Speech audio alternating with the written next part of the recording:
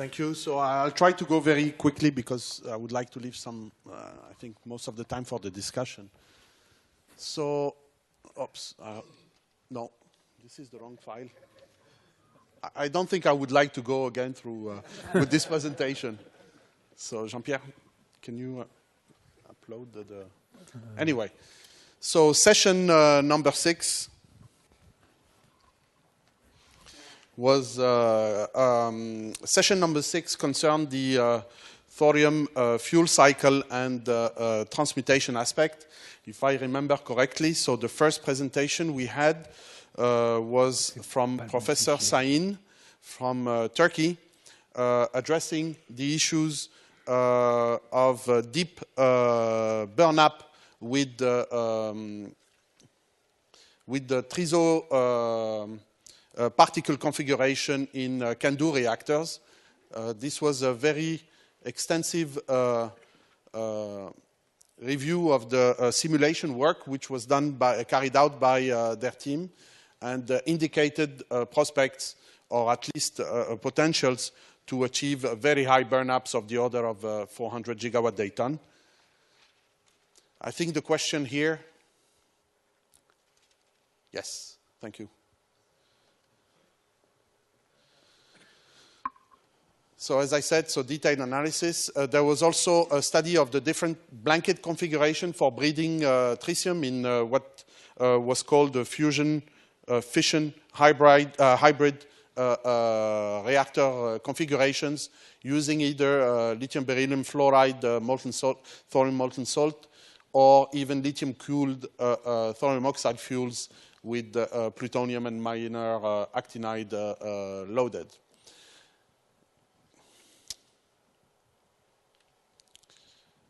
Sorry.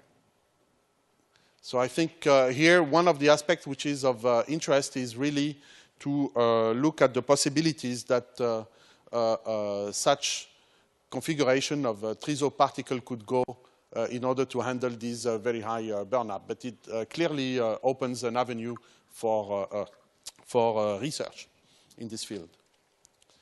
Contribution number 2 was by Dr. Mathers from Nuclear National Lab in the UK, who gave a very detailed review of the thorium fuel cycle and its utilization in advanced reactor systems, molten salts as well, and accelerator-driven system. He presented also studies which has been carried out concerning the fuel cycle scenarios, modeling, and basically the transition from light water reactors to fast reactors as applied to the UK in particular. One question which probably was not addressed was in this context, so what is done with respect to the minor actinide waste, and what is also would be interesting to know is what is the reprocessing capacity basically to handle such a large installed fast reactor fleet in the system.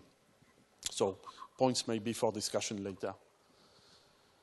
Third contribution from Professor Vatal from BRC, India, who gave an extensive review of the Indian research with respect to the front end and back end of the fuel cycle, including all the radiation experience they have, which have been gathered in India. Just probably repeat what was said by Hamid. So this is clearly an indication of the amount of knowledge and experience which has been gathered in India throughout, covering all the phases of the fuel cycle, the thorium fuel cycle, and also of the uranium-plutonium fuel cycle in this respect. Reprocessing technologies mostly based on the aqueous method.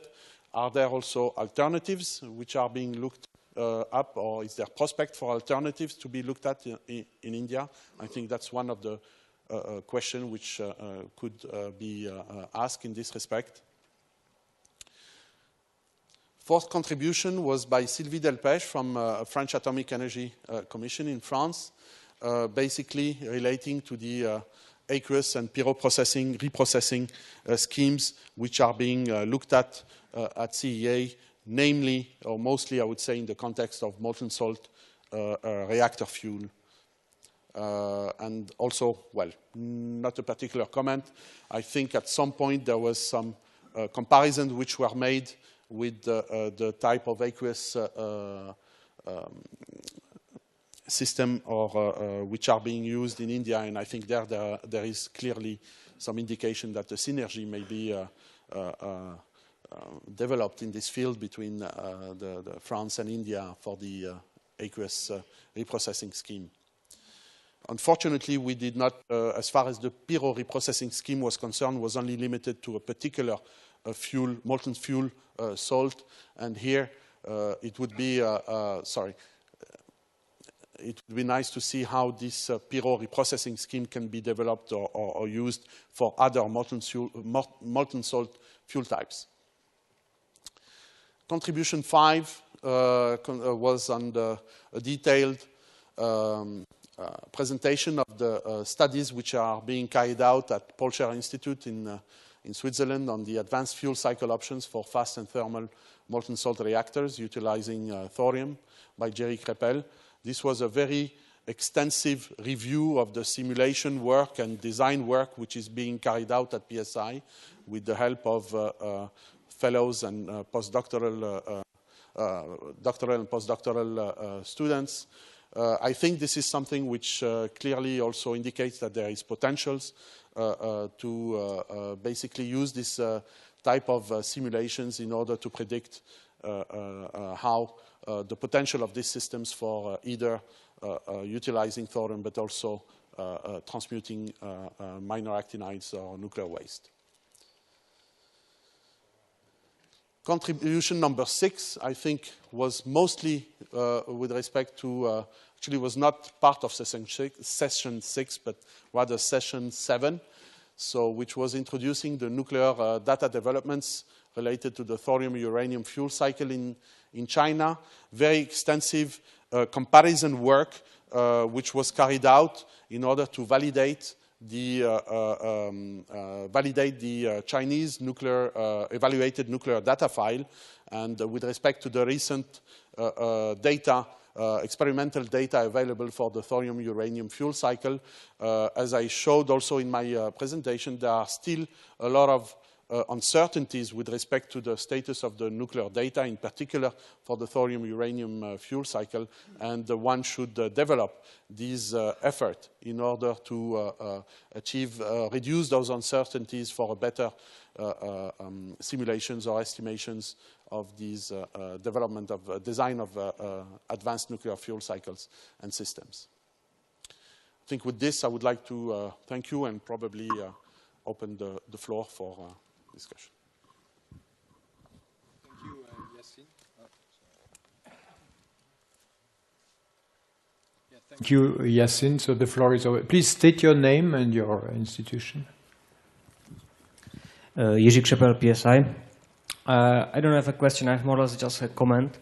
I don't want to open Pandora box, but in all reactors which foresee recycling of the fuel, multi-recycling, and closing the fuel cycle, the produced waste will mainly depend on the efficiency of reprocessing methods. So if you want to compare how efficient is sodium-cooled reactor, MSR, ADS, you should really look on your reprocessing method and how efficient it is, because this will determine what will go to the final repository. It's more or less just a comment. Yeah, well, it's true that the efficiency of the reprocessing is an element, because it's obvious, but that's not the only element. And if you want to compare what a uranium plutonium system can do in terms of for example, actinide or whatever incineration to an ADS system, I mean, the rate at which you can actually burn those elements depends on the physical properties of the system, and there you have a major difference between the two. So the efficiency of reprocessing is an element, but it's certainly not an element. I think Professor Rubia would like to make a comment on this.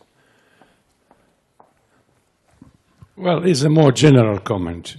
It seems to me that many things which have been discussed today are in total contradiction to what I have tried to explain in my presentation, which, by the way, doesn't seem to be penetrating the mind of the people, because I haven't heard any comment on this so far. Maybe it's going to come later. Yeah. But anyway, let me tell you what I think. First of all, you do not need to do reprocessing with thorium. Thorium reprocessing is an extremely complicated and difficult system, because many of the activities with thorium are making life and the cost much higher than what it is normally with ordinary system. This is why I thought that the right thing to do is not make fewer reprocessing, by making fewer regeneration. I am repeating what I already said at the beginning. Namely, it seems to me that we have the fortunate circumstances. The only object that we really use as a sea is uranium. Uranium can be easily separated by fluorination in a very simple way, which is in fact used by a large majority of people when you are, in fact, most of the depleted uranium now is in the form of extrafluoride. Extrafluorination is an extremely simple process which can be done in a very short time, and is not something that's very complicated. So, in my view, which is, of course, in contradiction to all the other people who presented here, it seems to me that you should preserve the uranium as a seed and consider everything else as waste, including the thorium itself, because thorium is super cheap. And adding thorium after 150, 120, 130 gigawatt a ton is, of course, a very small extra cost compared to the rest. So I would simply take uranium and fluorinate it, take it out, it becomes the seed, take everything else and call it waste. Now, in that waste, there is one element which can be replaced, which is essentially the few actinides which can be replaced, in particular the question of protactinium, which can be separated, protactinium, not protactinium-231, which is long-lived, which can be separated with magnesium. So it's a very simple operation. And that would allow you to do something in a much, much simpler, cheaper, and most reliable. I'm surprised that everybody continues still to think about reprocessing the old-fashioned way. The second comment I'd like to make has to do with molten salt. I think molten salt is a mistake. I think molten salt requires mixing in a liquid container both the fission fragments, but the liquid itself, and all the waste coming out of the system. It is 10 to the 10 curies produced by an ordinary reactor, which goes sit in a bottle, which is sitting liquid inside a container of unspecified and unclear position, because obviously you can have an earthquake or something else and things can change and so forth and so on. I think molten salt is not necessary. It seems to me that it's a classic solution of using standard pins and using the system which is well used in ordinary reactor is a solution. So I am against reprocessing. Regeneration is the right solution with a simple thing. I'm against using thorium, molten salt reactor, because molten salt is not a realistic thing. If you consider this within the framework of public opinion, with all what happens inside the Fukushima, a disaster and so forth, the physics community, the reactor community should realize that now things have to be different. And now I can see that most of these presentations here are just the same old story rehashed again with the word thorium on top. It doesn't seem to be enough. Thank you, Carlo. All right, so any comments on this? Because if not, I propose we go to the next summary by Bob Szywiński on the... There's a question over here. Sorry. Yeah. My name is Jan Uhlis. I'm from... Can you speak closer to the mic, please? Yeah, my name is Jan Uhlis. I'm from Rzesz, from the Research Center Rzesz. So I'm afraid I must a bit comment the information concerning fluoride volatility, concerning fluoridization technology. I'm involved in the research and development of this technology for more than 30 years. So Nuclear Research Institute is a long time the only workplace where fluoride volatility is under development. So unfortunately, I must say, The reactions on the paper looks very easy, but mastering industrialization of this technology is extremely difficult. And moreover, I would like to say that this technology, I mean fluoride volatility, based on separation of the spent fuel in the form of fluorides, based on different volatility system, is suitable only for uranium-based fuels. This technology cannot be applied absolutely for thorium-based fuels in this basis, as we know, as fluoride volatility. Okay, thank you. You want to respond? Yeah. Okay. Professor Rubia disagrees with this. Okay, so we go